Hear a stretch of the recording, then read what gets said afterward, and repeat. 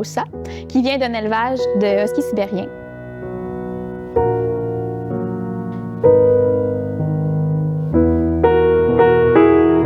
Mimo, c'était mon 3e chien. J'ai eu 2 autres chiennes avant, âgées de 3 ans et demi et 6 ans et demi.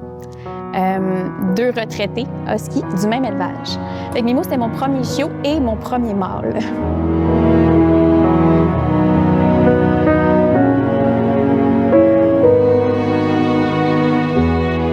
La réactivité.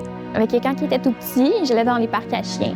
Puis dans les parcs à chiens, ils ramassaient les chiens les moins sûrs d'eux autres. Puis c'est un comportement que moi, je n'étais pas habituée d'être confrontée à. Je trouvais ça vraiment désagréable. Fait que j'ai commencé à m'intéresser au comportement canin. J'ai commencé à regarder des vidéos puis à travailler ça chez moi. Ça fonctionnait super bien. Ça se corsait quand que je sortais de chez moi. J'allais dans des sentiers publics.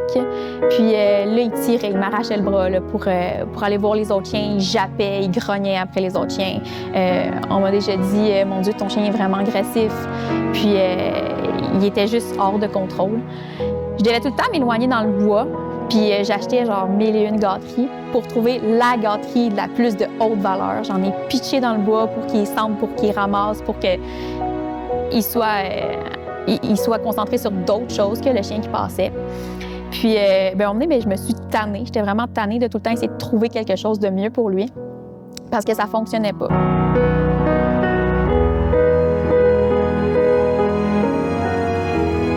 Intimidée. Ça faisait quand même longtemps que je te suivais sur les réseaux sociaux. Puis, j'ai regardé tout ce que tu faisais. Je trouvais que ça faisait du sens. Fait que pour être sûr que ça fasse un match avec moi, j'ai fait décoder son chien en 5 jours.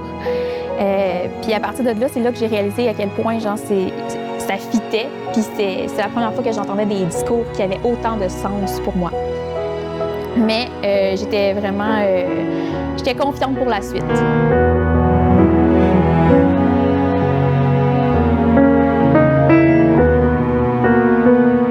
Stressée parce que je me suis découverte un petit peu perfectionniste. Puis je voulais vraiment bien faire les choses. Fait que je voulais vraiment y aller de la bonne façon. Mais j'avais hâte. J'étais positive, puis j'avais hâte d'avoir des progrès, puis de voir les progrès.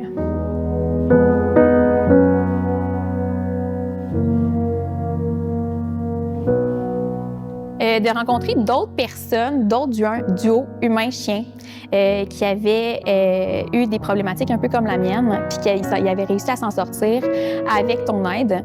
Fait qu'à partir de ce moment-là, je me suis dit, oh, wow, moi aussi, je veux que ça m'arrive. Puis de voir à quel point que, justement, tout le monde qui ont fait affaire avec toi, c'est comme une petite famille, puis tout le monde veut s'entraider.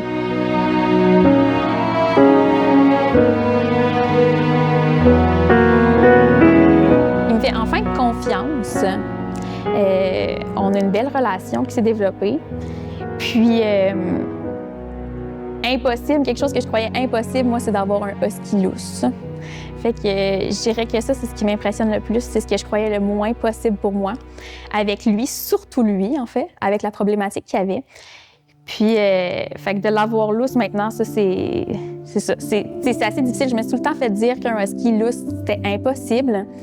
Puis, pourtant, j'ai réussi à avoir un husky lousse, puis c'était facile, dans le fond, d'avoir pallié, dans le fond, la sécurité avec lui. La sécurité, la liberté, la sécurité, puis le contrôle. Moi, c'est ce qui me faisait le plus peur, de perdre le contrôle, puis de perdre mes chiens, puis qu'il arrive quelque chose. Puis maintenant, ben, c'est possible.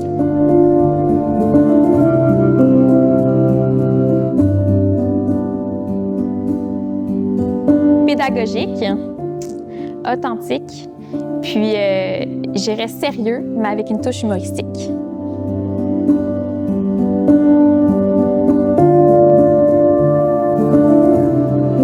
À tous les propriétaires de husky, pour vrai, il y a vraiment quelque chose à faire. Ça prenait la clé pour ouvrir la porte, pour avoir un husky qui m'écoute bien, puis qui soit capable d'être lousse.